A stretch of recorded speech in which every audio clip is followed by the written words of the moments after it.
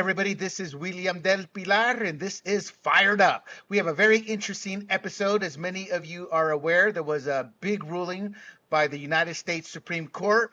And while it did not directly deal with Latinos, we are going to take a Latino take on it because we are now seen as a minority, as you can see as with my dark skin here, you know.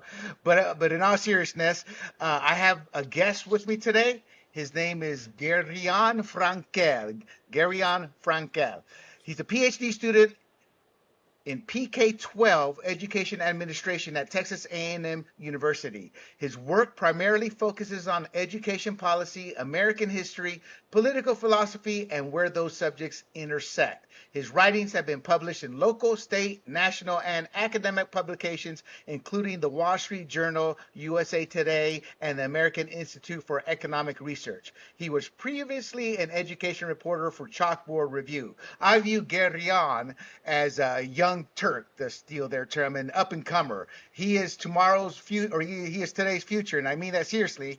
And Gary, as I'll call you, welcome aboard, and it's great to have you. As you can tell, I threw on the Latino accent there. We're kind of light-skinned here, you know. Stereotypically, they look at us as short and brown, and I tell people, hey, some of us aren't short and brown. We're just short, you know. So Garion told me to call him Gary. So we have a Latino named Gary Frankel. I know. I promise. It's my mother's side. Oh, I'm kidding. I'm kidding. You know, and one reason I kid is because we are so diverse. You know, Yeah. people, again, we have a stereotype in this country that we are all short and brown. But people forget Spain and France to a little bit of a degree, but Spain pretty much conquered the world at one time. And I always joke because my full name is Del Pilar Soto. I always joke that Soto guy got around because that surname is everywhere. And I get mistaken for Hispanic from Hispania, from Spain. Filipinos ask me, hey, are you related? Are you Filipino? Because there's a famous general with the Del Pilar surname. So, but enough about me, though. That said, tell us a little bit about yourself, your background, and what got you onto your educational path. Yeah, I sort of fell into education policy completely by accident. For most of my life, I was one of those nerds who thought that they wanted to be president. Very glad I got off of that train. Don't get me started on that. But when I was 20, I interned with the Texas Public Policy Foundation, and I was a strong writer, so they threw me on with the education policy team. And they got me completely hooked, and it's what I've been doing ever since. And I love it. I'm very passionate about it. Everybody is a stakeholder in education, and I think that message gets overshadowed sometimes. And it's my job to figure out what exactly is going on in our schools and how that applies to everything else. And I don't want to say lucky. Your parents were smart. My parents were workaholics. Their whole lives was about bringing money to the house because they grew up.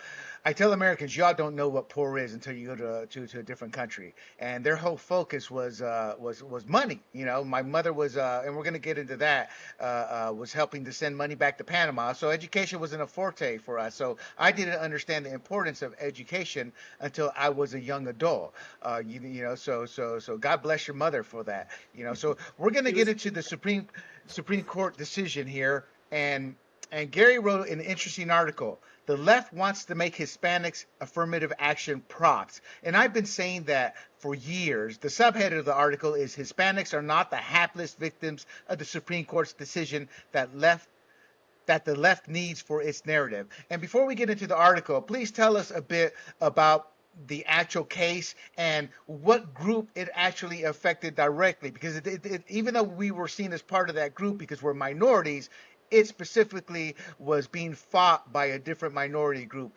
And their enemy or their adversary was actually the Black Coalition and progressives. So, affirmative action first got underway several decades ago, and it was meant, at least in higher education in our universities, as a method of restoring some of the racial imbalances that stemmed from particularly African Americans and Hispanics being excluded from the main university system for decades, if not hundreds of years prior.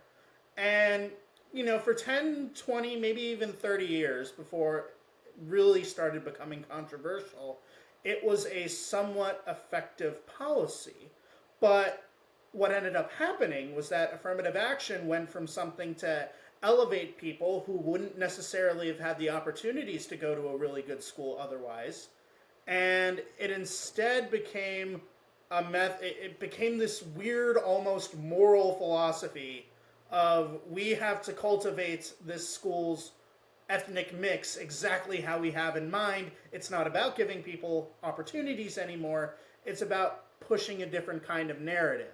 And that's when you start seeing all these court cases, all these controversies, all these really strange defenses, all this, what I like to call ethnic essentialism, in which everything about a person or a community or a country in many cases can be boiled down to someone's race. It's a crazy argument, but it's one that became very popular, and it was one that was used to justify affirmative action until recently. That is so true. I was thinking about going back to college. I was a fantasy sports pioneer. I helped commercialize that industry back in the 90s into the turn of the century. I was a big name in the industry and with some big accomplishments here. I was the NFL Network's first fantasy analyst. Our company was the first fantasy sports company featured on an NFL pregame show. I'm not saying this to pump me up, but saying it to prove a point. So after I sold the company, walked away, I was always a political junkie. And I feel some of the best people in politics can be lawyers to fight for causes such as this one. And I was investigating going into an Ivy League school because I was thinking, hey, why not? So I talked to my friend, and you look at me, you don't know I'm Latino. And no, I never brought my race up to anybody. I never cared about that. That's not what I was about. And he's saying, well, he's trying to bring me down gently because I go, well, do they have anything for Latinos? And he was like, you're Latino? Oh my God, you're in. He goes, with your accomplishments, you're in. He goes, William, on a scale of 0 to 100, the white person has a score of 125.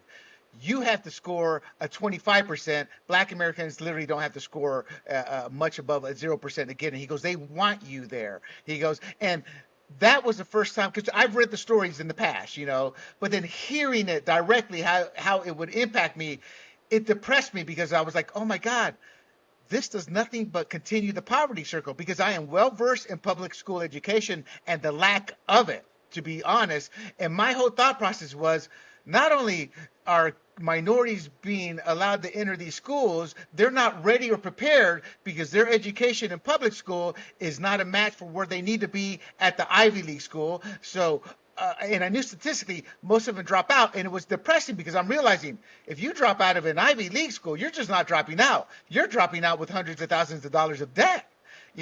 So that I chose not to go to law school. I got a little lazy. I'm like, man, it's 2 years of intense study, man. I'm old. Yeah. I'm kidding a little bit, but the point is that really reopened my eyes, and it was depressing. And this court case fell. It was brought on by an Asian student group, because Asians, it became well known. The whole country knows about this. Were being discriminated. Specifically, the case brought UNC, the University of North Carolina, Chapel Hill. I'm a North Carolinian. A great university, great campus, great people, great graduates, and Harvard. And the decision that eventually came out is that it violated that the affirmative action rulings violated the 14th Amendment's equal protection clause. And now everybody knows, we have amendments, we have the first, second, and they understand those. But not everybody understands the 14th Amendment. Can you expound on that, please? Absolutely. The 14th Amendment was passed during Reconstruction in the aftermath of the Civil War, and its purpose was to ensure that all of the freed slaves in the South, but many were also slowly beginning to migrate north at this point, had access to equal rights and equal protection by the government. Now, what does that mean in practice? It means that, let's say there is a broadly available government program that anybody theoretically can apply to. Well, the 14th Amendment says that the government can't accept one application because somebody is white, or reject somebody else's application because they're Hispanic. That's not equal protection, because not everybody of a certain group or an identity or a religious belief is being protected in the same way by Right. the law. So it prevents, at least constitutionally, and we had a very, very, very long struggle about this, but the letter of the law constitutionally prevents most forms of discrimination. And in this case, we're talking specifically Asian kids. Right.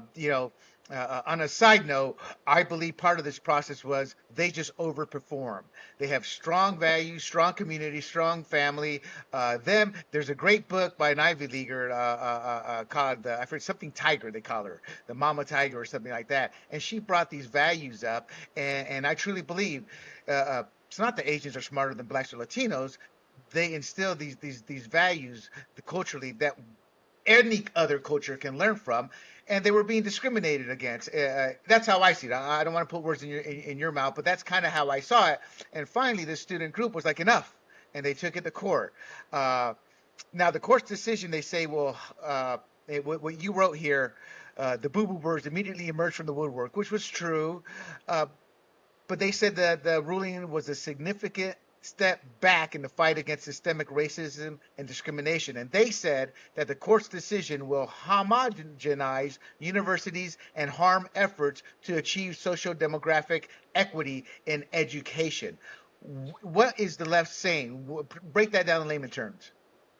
A lot of big words there, but it is the arguments they're making.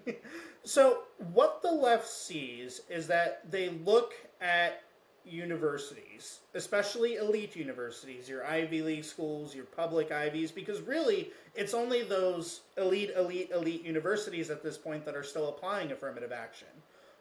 It's been banned in a lot of states already, and even in the states where it isn't banned, a lot of universities just don't practice it. So we're talking about the Harvards and the Yales and the Princetons of the world here.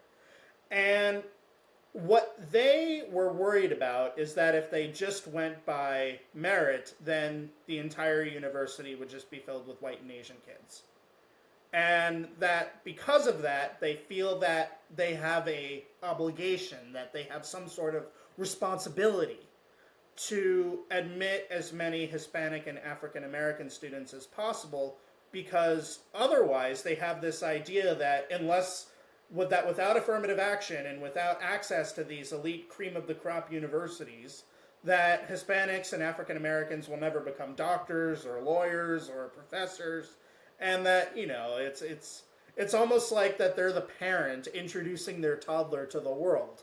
It's this idea that without affirmative action, that Hispanics and African Americans in particular will never have access to any of these elite sorts of professions. And I think, as you and I both know, that's not true. Right. And as you alluded to or stated earlier in our conversation, there was a time when that was necessary. I remember as a small child going to the doctor, and and my mom's a simple woman. She's a country kid, born and raised in Panama, non-educated. She would tug at the shoulder, make sure you get the white doctor, make sure you get the white doctor, because of the perception. It was only the white people who were getting these educations. Now, this is back in the 70s, the early 70s. So, but all that has changed.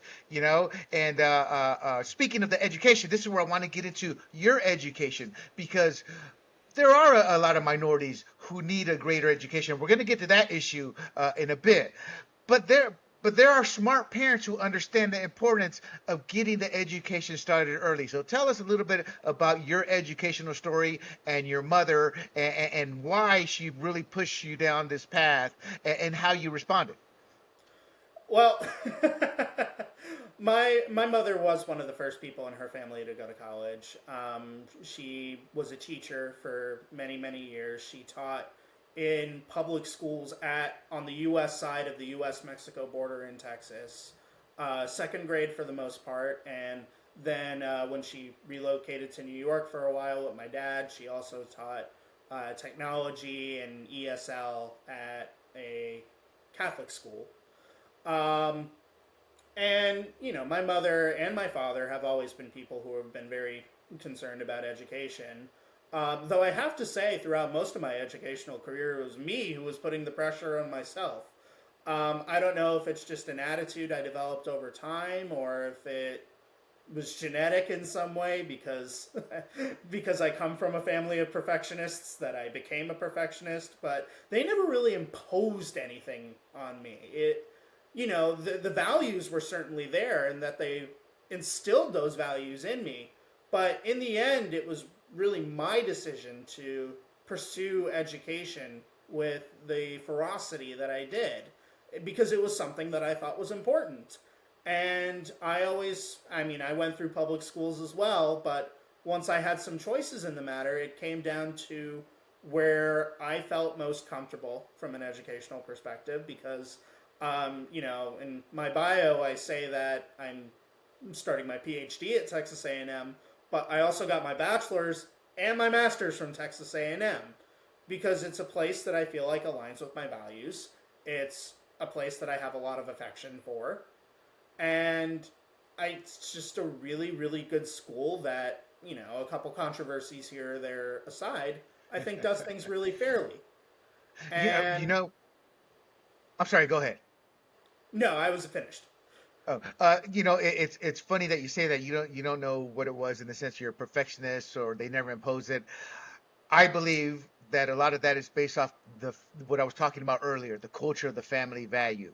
Yeah. Your parents were educated. They saw the importance of education. I'm sure they probably said, "Is your homework done?" before you could do other things growing up, things of that nature. As silly as it sounds, that didn't exist in my household because, as I said earlier, I don't know if it was off camera or earlier in the show, but my parents never. My dad got a GED when he was in the military. My dad was a 30-year guy. He made E9 in 14 years, which was unheard of, even in the 50s. He was a soldier. My mom worked in a factory when she got to the States, earning money to send back home. Again, money was the issue because they never had any, so it was very important to them to. And my dad was feeding a family of six, so they never imposed education. I didn't get to your state of mode until after I dropped out of college, and I made the decision to drop out because I was paying my own way, and I like the bong and I like the joint more than I like the college books. And I have no shame in saying that. It was a hard lesson learned. Then in the military, when I was getting out, I realized, oh my God, I'm too small to be digging ditches. I got to get a degree, and so I started working a degree.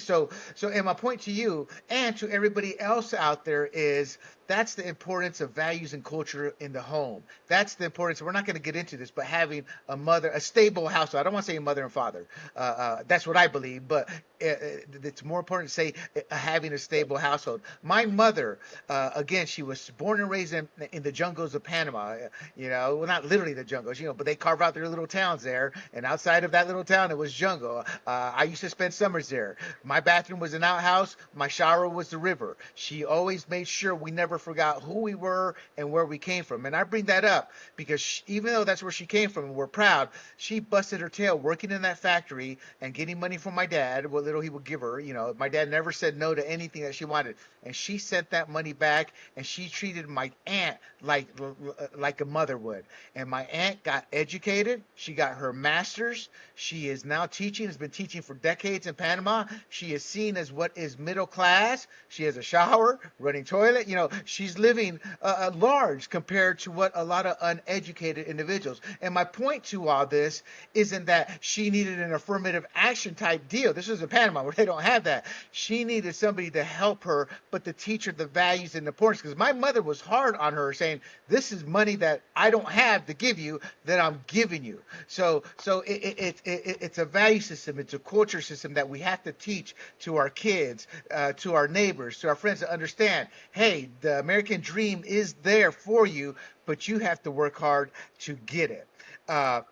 So with that said, and you and I looking at it differently than most want us to look at it, why do they want us to feel we're not getting a fair shake? And by they, I mean the left, the progressives. Literally, I don't want to put you in a party thing, but for me, it's the Democratic Party. Why do they feel we're not getting a fair shake? It stems from a very progressive notion of identity politics, where somebody's values, their culture, their identity, their politics can be put in this neat little box based on their ethnicity. And, I'm not going to lie, it has served them electorally, over the years, but it's getting to a point where it's no longer working because within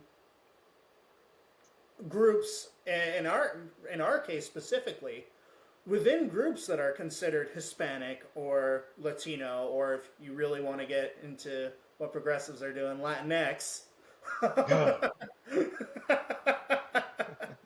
um, you can't put a Cuban from Miami in the same box as a Tejano from San Antonio, in the same box as somebody from Mexico living in suburban Phoenix, as somebody else from Mexico who's living in urban Los Angeles.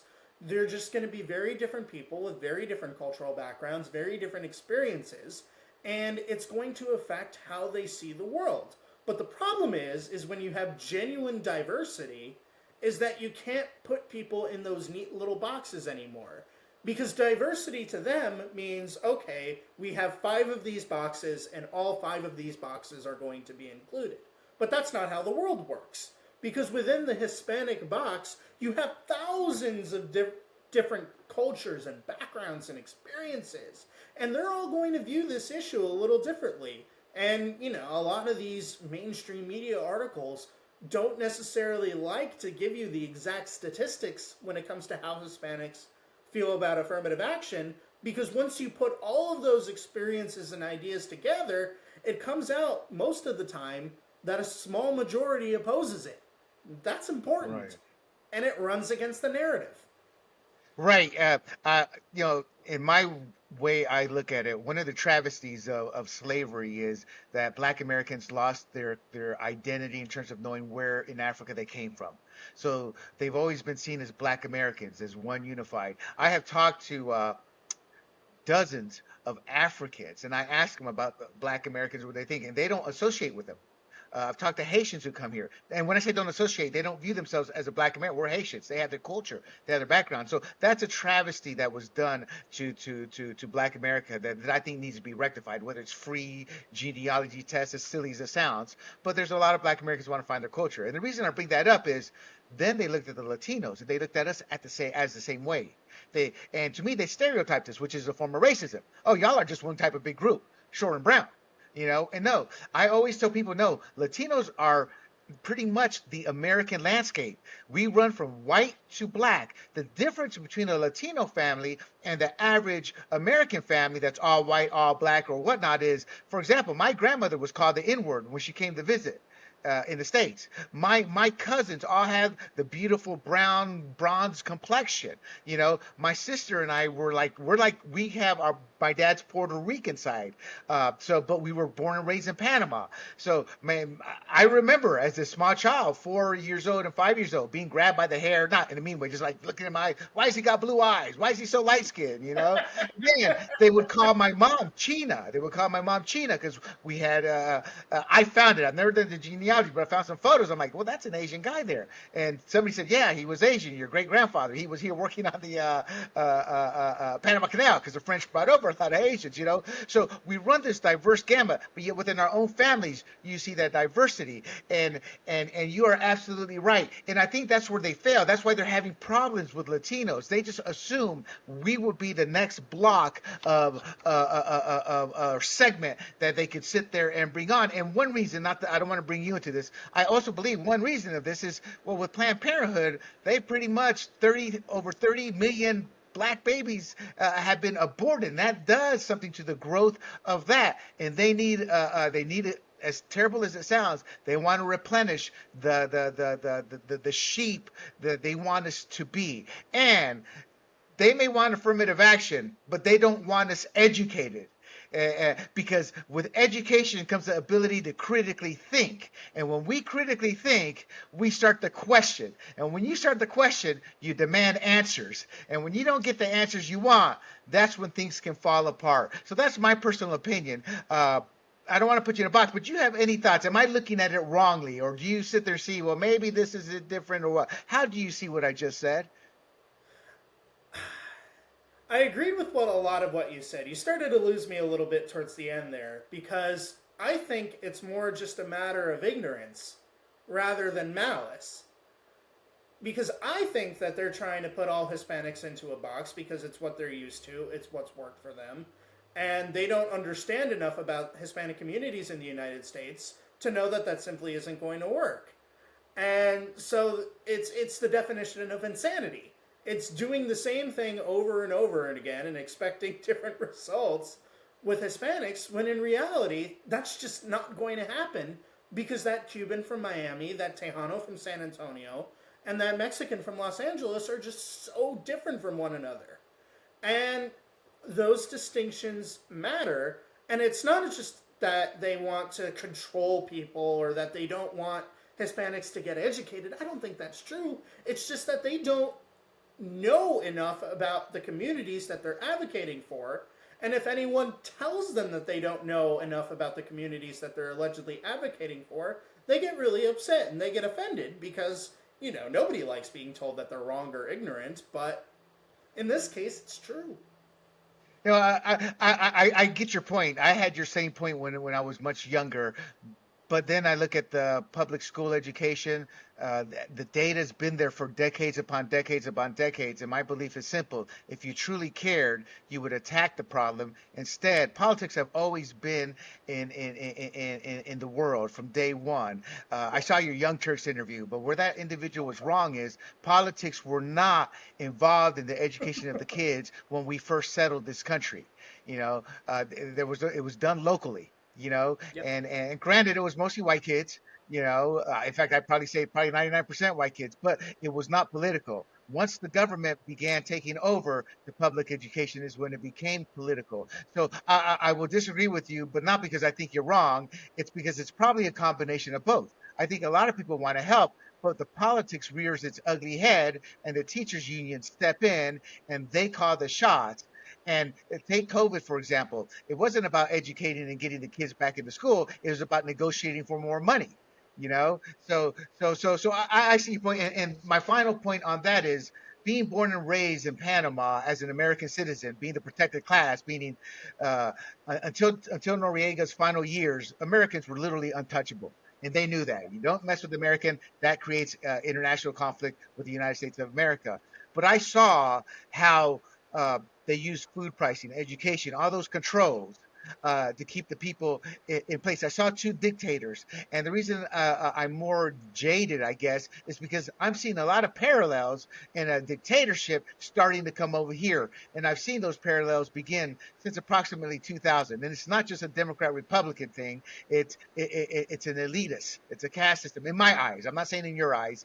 In terms of these are the rich, the powerful. They allow certain people to come into their country club, but at the end of the day, the data does show blacks and Latinos remain ignorant, remain uneducated, but the data is there as to why, and we can change it, and we're choosing not to change it. Thus, that's why I have my beliefs. Which brings us up to, we kind of already discussed it, but what do you view as the bigotry of low expectations? I think that's where I get angry at the bigotry of low expectations. If you can explain that, and we'll discuss that. Yeah, I got into it a little bit earlier, but I'll do it with more detail now. There is this idea among many progressives, and I'll be an optimist here, and I don't think most of them even realize it, that Yeah. they're acting extremely paternalistically towards minority groups, especially African Americans and Hispanics. And what I mean by paternalistic is that it's this very, very ugly idea that these minority communities are underdeveloped or ignorant or uncivilized in some way. And of course, they would never use that terminology, but in the end, that's the argument they're making. And that it's the responsibility of their social betters to elevate them up to the level of everybody else. It's a modern, odd left wing form of the white man's burden. Yes. Oh, that's And a great way to put it. it's this strange idea that, without affirmative action, without all of these government interventions, that a Hispanic person who grows up poor can never become a doctor or a lawyer or another form of professional or whatever elite industry you want to throw in there. Because to them, without that sort of elevation, then it's just impossible. But I talked about this in the article. I found an absolutely fascinating study. And it looked at Hispanic children in states that had gotten rid of affirmative action. I think it was Texas and California specifically. And they found that a given Hispanic student who would have applied to, let's say, Harvard, Yale, and Princeton, when affirmative action was in place, was still going to apply to Harvard, Yale, and Princeton once affirmative action was removed. The policy itself did not change their application behavior at all. Now, what does that mean? It means that one, affirmative action didn't really do anything. And two, that people from minority communities know exactly what they're capable of.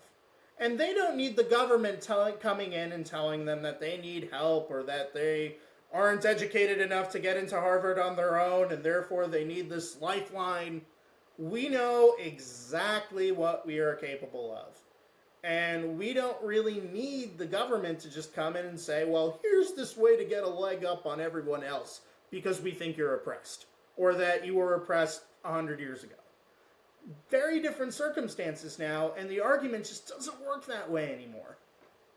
You're absolutely right. And again, my own life experience going back to my mother. And because again, my mother had the broken English. She was always extremely polite. She had this Asian Indian look. I mean, she screamed stereotype to a lot of whites. And then we're talking the 70s. And Yeah. I'd listened to a lot of, and it wasn't white. I listened to a lot of white women, black women, and Asian women, all cultures who were American, American living here, and they would talk down to her. They would talk slow to her. Now, granted, yeah, it may be a little slow. I get it. She had to understand. But I always, the vibe I got, how I digested that, they thought they were better than her, and I remember one summer we just left the army base we were at, and we lived with my grandmother when my dad was in Vietnam. And this was at a time in the 60s and 70s where the military, I don't know if they still do, but did all the big balls and things like that. And they just treated her like dirt. And I could sense she saw that. But my mother's never given up for her love for humanity. So she always forgives. My mom, God bless her, she's a fundamentalist, God bless her, she's always forgiving them.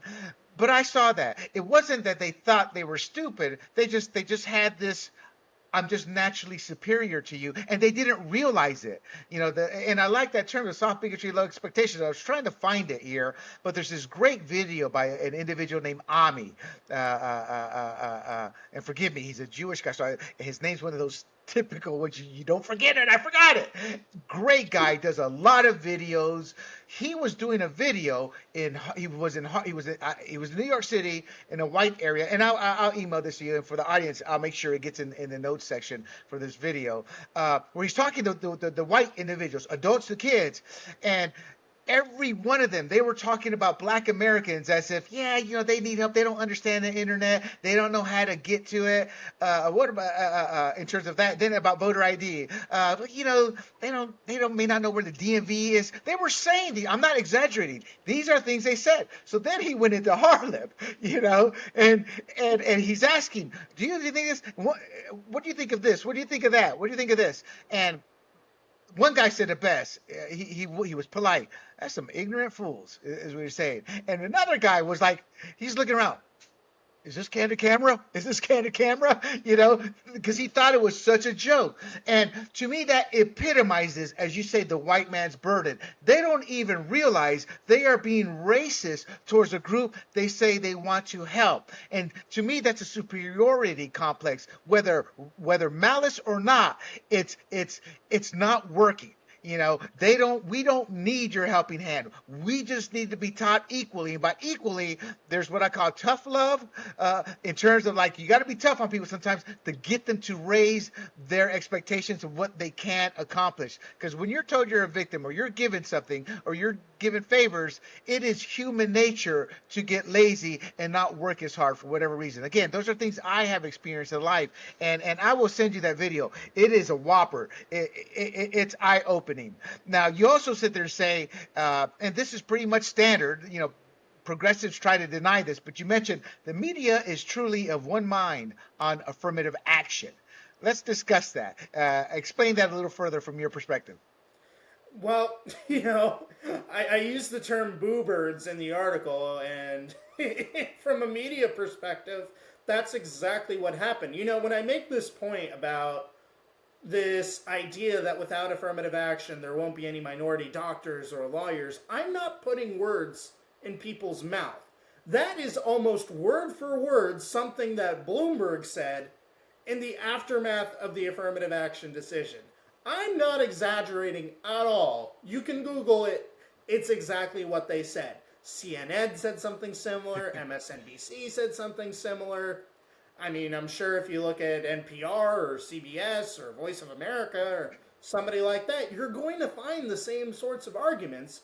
And that's because that the mainstream media has been conditioned to view itself as part of these elite institutions that are responsible for elevating the people who cannot elevate themselves.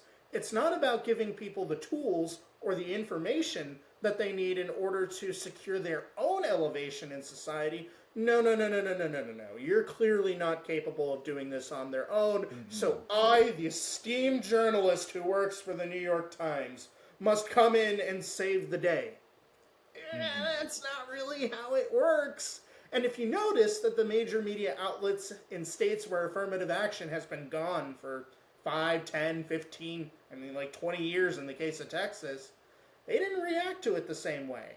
Because the institutions and the changes within those states have created a different climate.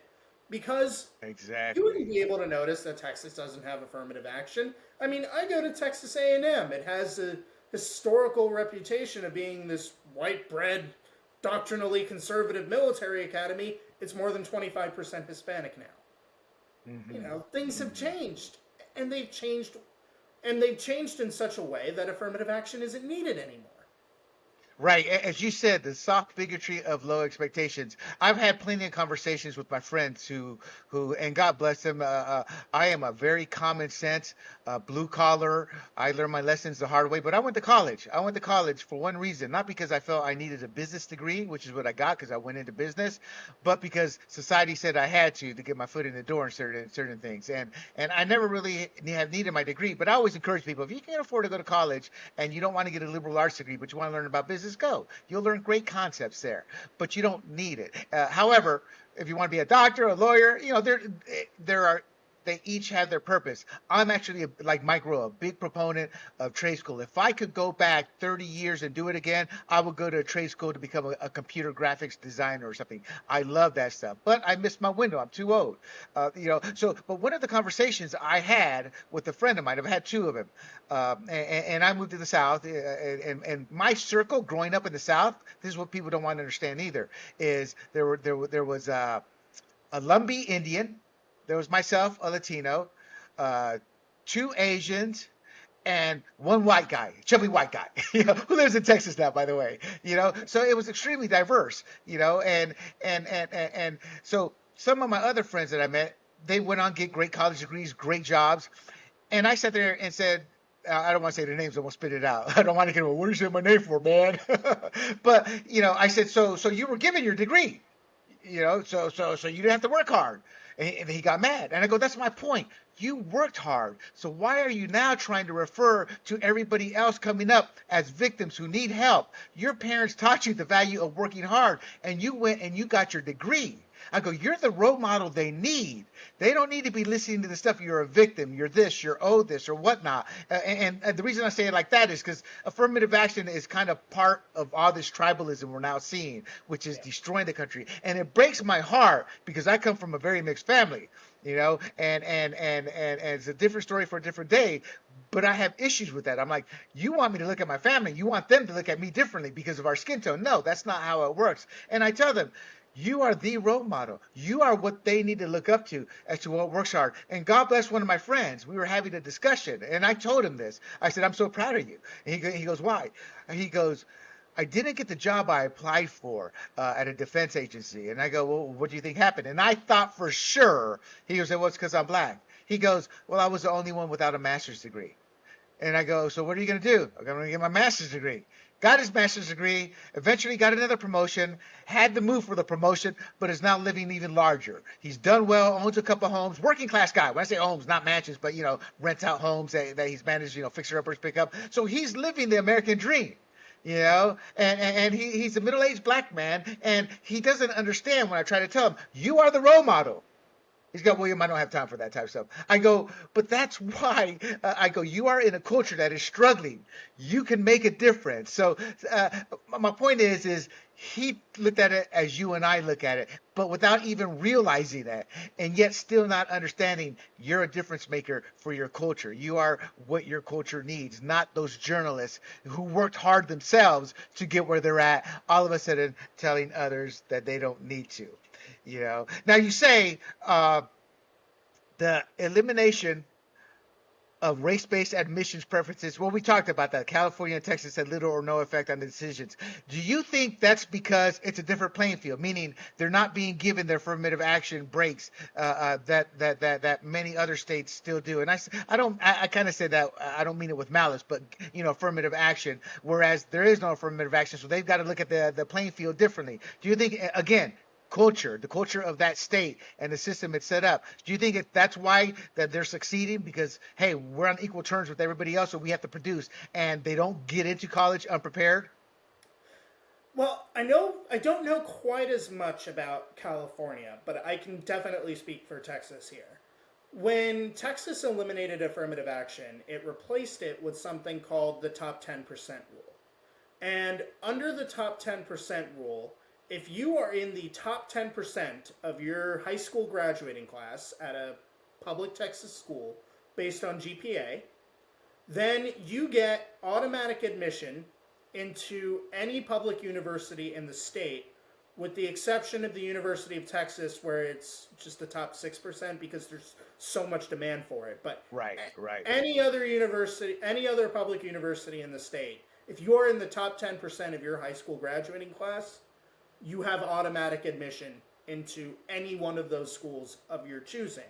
And, there's been lots of studies about this, and most of them have been interested in whether or not it's able to replicate the diversity effects of affirmative action. Because at first, affirmative action genuinely did improve diversity in most colleges. And the answer seems to be no, but I don't think it has to. Because I think what something like the top 10% rule does, even if it is imperfect in some ways or has problems here or there, there's no policy that's going to satisfy everyone 100% of the time, is that it gives everybody a fair shake. Because no matter what school you go to, no matter how poor your community is or what struggles you've had in life, if you work hard and are in the top 10% of your high school graduating class, and some of the other schools have additional requirements or ways that you can get in automatically. That's what helped me get into A&M at the time, because I was in the top 11% of my high school. That 1%. That 1%. But it gives everybody a fair shake, regardless of their background. It's a way of getting people from impoverished communities, regardless of their ethnic or racial background, a fair shake at getting into a really good university, because Texas has a lot of good public universities. And I think that could be a model for other states that are still genuinely interested in giving these communities a helping hand or a tool that they can use without affirmative action. I wouldn't be surprised to see other states adopt something similar. Oh, I love it. It's based off merit, and again, it rewards the families with the strong values who want their kids to do better, who press their kids to do better. Before I get to my final question, I wanted, because I said we get into it, and it's important to me, is I think a big flaw in this is not of the affirmative action of getting these kids into the colleges. The flaw is the fact that they're attacking that when they should be attacking the public school systems from K through 12. The data out there shows that a lot of kids aren't, whether white, black, or whatnot, but really hits the black young kids and Hispanics, is the quality of the education that we're seeing there and what's being taught. I think that's where the crux of the problem is at in preparing these kids. There will be higher numbers. Colleges will be overflowing. More colleges will be built. Trade schools would really prosper because at the end of the day, if everybody has a college degree, then all of a sudden, it's not as important piece of paper as it used to be. What's your take on the public education from K through 12 based off what I just said? For me, the biggest problem with public education in America right now, and I think that this is not something that gets talked about nearly enough. A lot of people will say, "Oh, there isn't enough money." Well, we actually put a lot of money into most of our schools. Oh, The yes. problem is that education as a field is very, very prone to embracing fads. Somebody at a Oh, yeah. university comes up with an idea. The idea sounds good, just on face value from a common sense perspective. So it eventually trickles down until it's in half the public schools in the country, but nobody has ever tested this idea to see whether or not it actually works. And, it's in place for 5 or 10 years until the next cool idea comes around, and then suddenly it's being replaced with this also untested idea. And whenever many of these fads are actually put to the test, we generally don't find that they're harmful, but we also don't find that they're good. They just do nothing. So that we're Right. treading water for such a long time, and then once a crisis hits, like COVID-19, for instance, then suddenly everything tanks. And Right. until we're able to really be able to consciously evaluate what we are doing in public schools and be willing to change our methods if we find that something just isn't working, I think we're going to continue to see some of these problems. You'll always hear stories of like a really awful teacher, some crazy stuff being taught, and that's really important. But in the end, the problem lies with our whole philosophy of how we evaluate education in schools, because it's just the fads are just too much. And I would list off several of them, but if I did, we'd be here all week. Can you give us just a couple so the audience understands what you're talking about? Yeah, two that come to mind immediately. Um, One is what was called a growth mindset. There was a psychologist in the 70s and 80s named Carol Dweck who came up with two different kinds of mindsets. There's a fixed mindset in which you think, well, if I fail a test, it means I suck. And something called a growth mindset, where if you fail the test, you see it as a learning opportunity and a way to improve yourself and do better next time. Sounds cool on the surface, right? I mean, Hmm. it seems kind of intuitive. Well, it went into schools all over the country, and it wasn't tested for like 20 years. And when we finally tested it, we found it didn't do anything. Um, Another example would be what's called restorative justice. Restorative justice as a method of discipline is when a student does something bad, let's say they bully another student. Instead of Oh, Gary, you sending froze that up there. kid to out of school suspension or something, Can you they repeat that, have Gary? what's. You froze up there a little bit. Oh, where You did I said lose you? restorative justice, and you said restorative justice is. There you go. Okay. So, restorative justice, let's say that one student is bullying another student. Mhm. Traditionally, the bully would be punished with, I don't know, detention or suspension Mhm. or something like that. It's a very retributionist model. Restorative justice, on the other hand, there are lots of different varieties, different ways in which it's implemented, but the basic idea is that you don't necessarily engage in retribution against the bully. You bring the bully and the kid who is being bullied together. There are conversations, there's moral education, and it sounds really nice on the surface. And when it's tested in a laboratory environment in which, there's no extenuating circumstances whatsoever, perfect conditions, implemented perfectly, it does work. But the problem with reality is that nothing is ever implemented perfectly. and There, and we're not perfect humans, and and we're that's what not it's based perfect on. humans. Yeah. So Yeah. naturally, it's in a lot of schools around the country now, and in most of these places, it's not implemented as it would have been in a lab, and so it often makes things worse.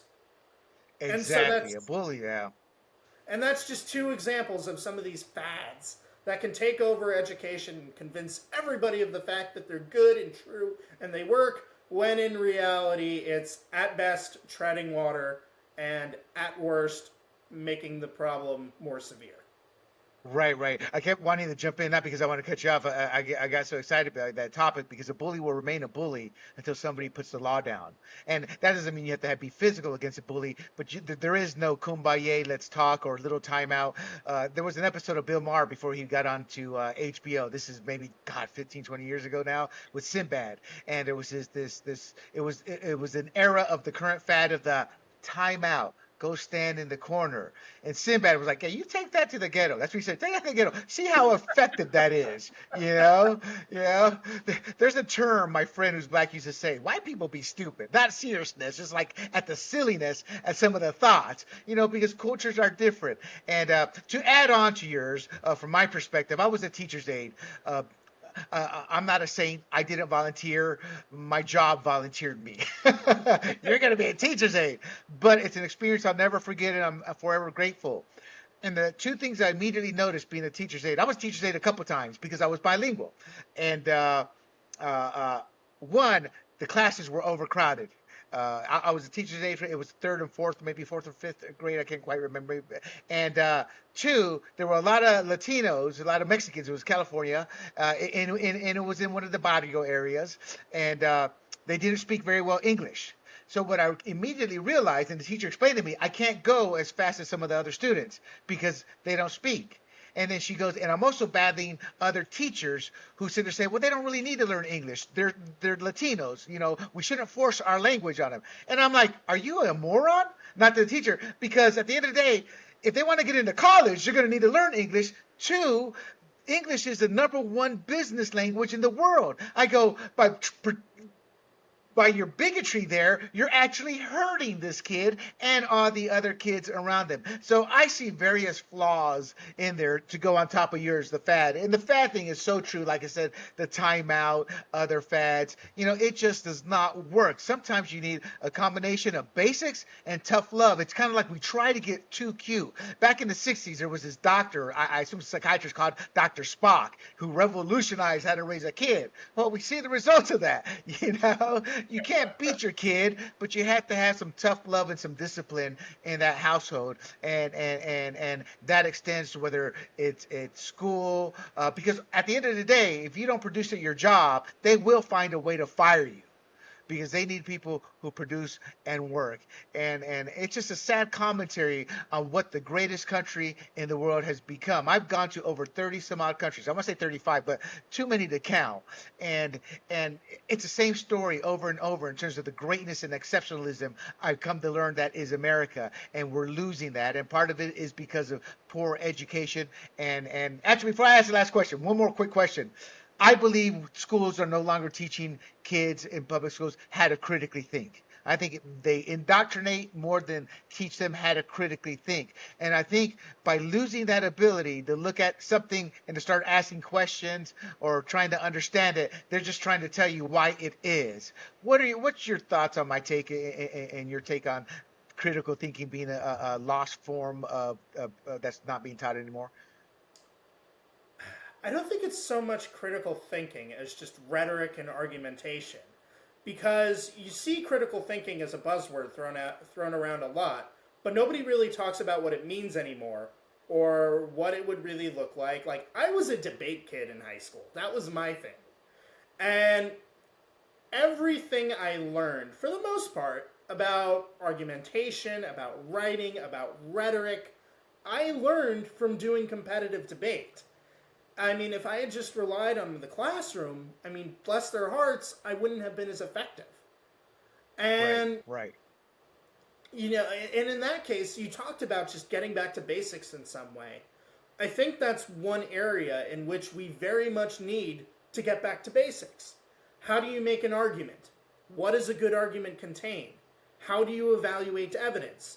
How do you connect evidence to the rest of the world? Because just throwing data at people without any other context or background isn't going Right, to accomplish right. anything. And, in that sense, it really is a lost art. And to a certain extent, I mean, just open up Aristotle's rhetoric and you see a lot of it right there. And that's how Yeah. things were for thousands of years. And Well, it's the another difference. one of those areas where there were fads, we've overcomplicated everything, and now nobody knows how to make an argument anymore.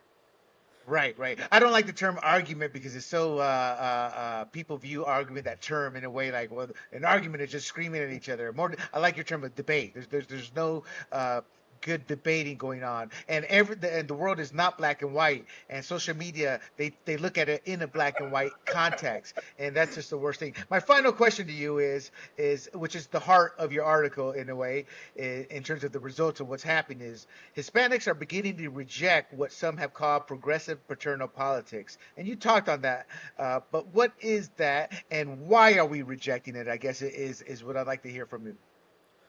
Well, if your political system and your political prognostications rely on somebody feeling oppressed and inferior, and that they need to look for you to guide for guidance in order to escape those circumstances, you are living on borrowed time. Because eventually, especially when you have a group that isn't at all monolithic, like Hispanics, who have very, very different experiences in very, very different places, they're eventually going to hear that and say, wow, that's utterly nonsensical. And once Exactly. that happens, that's political support that you've gotten used to is going to evaporate almost immediately. Because at its core, it's not based on values or principles. It's based on how can we mutually benefit from that situation. But once you aren't benefiting anymore, then what's the point of maintaining the alliance? And I think that's Right. what's starting to happen here. No, no, I agree. I agree.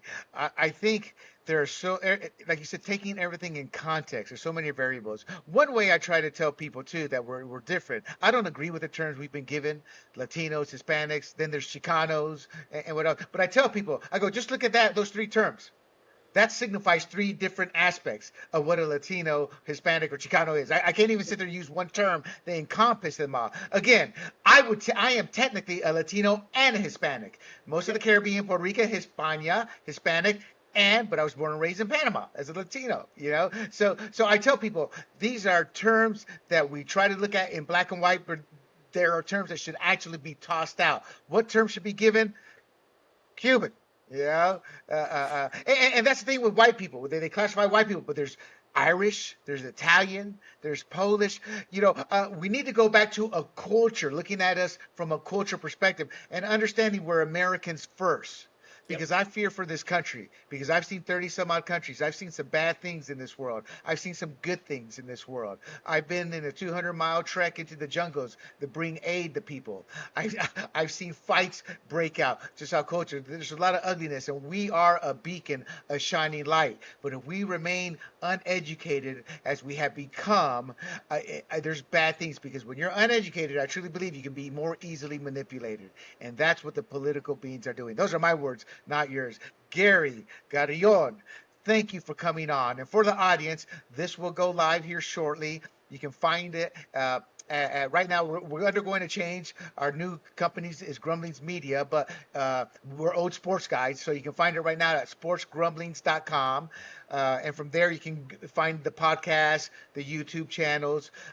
It's fired up. We also have Free for All and our Points on the Board. Our Free for All is our libertarian podcast, and our Points on the Board is our sports podcast. Gary, thank you for coming on. And to everybody else, www. I'm sorry. Gary, your socials, before I forget, so people can follow you and get a hold of you. And we will have that at the bottom. My producer, Uh, I'm most socials. I am most active on Twitter or X or whatever it's called now Yeah. at FrankelGarion. There you go, my friends. And don't forget www.sportsgrumblings.com. And until next time, everybody have a wonderful life.